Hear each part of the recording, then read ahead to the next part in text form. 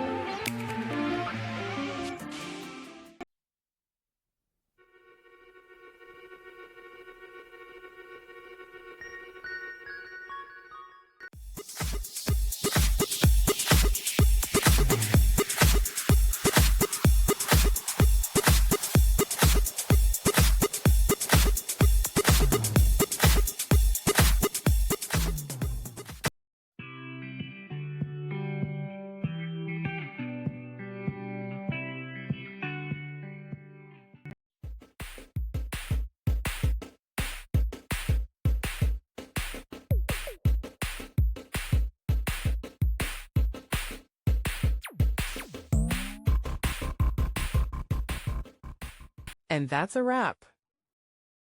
I hope you found the answer you were looking for.